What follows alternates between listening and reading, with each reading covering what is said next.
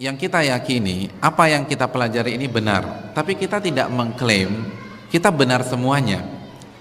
Jadi yang saya ingatkan, yang kita bicarakan adalah pengajiannya atau metodenya, manhajnya, cara beragamanya, bukan pribadinya.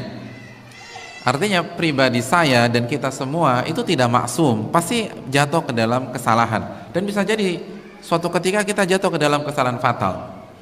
Oleh karena itu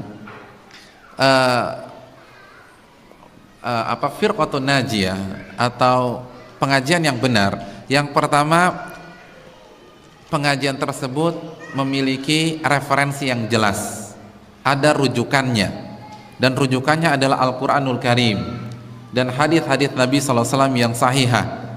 Setiap ilmu atau materi yang disampaikan itu ada dalilnya, bisa dicek di surat apa, ayat berapa, bisa dicek di hadis riwayat siapa, lalu bisa dicek kevaliditannya. Jadi Al-Quran dan hadis. Dan apabila berbicara hadis, hadisnya harus sahih, hadisnya valid, jangan hadis yang lemah atau palsu. Jadi, dan antum boleh cek loh, antum boleh tanya ke ustadznya, Pak Ustadz, tadi Ustadz bilang demikian, dalilnya apa ya? Dan ustadz itu nggak akan marah, karena itu berpikir kritis,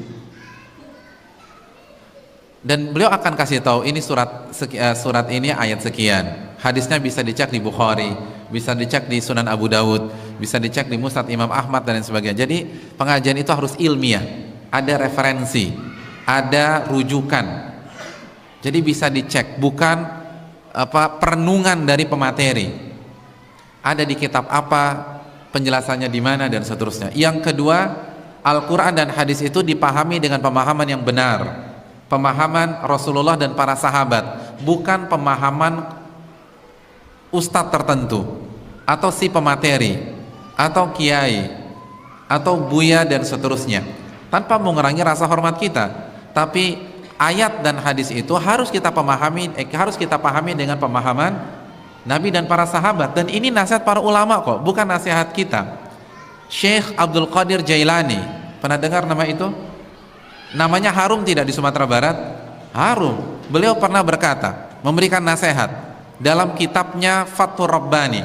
Kitab Fathur Rabbani adalah kitab yang berisi nasihat-nasihat Syekh Abdul Qadir Jailani kepada murid-muridnya. Salah satu nasihat emas beliau mengatakan, alaikum bimadhabis salafis saleh, wajib atas kalian mengikuti salafus saleh. Itu Syekh Abdul Qadir Jailani. Itu Syekh Abdul Qadir Jailani mengatakan demikian, kalian harus mengikuti jalannya salafus saleh. Siapa salafus saleh? Para sahabat. Jadi marilah ikut pemahaman mereka.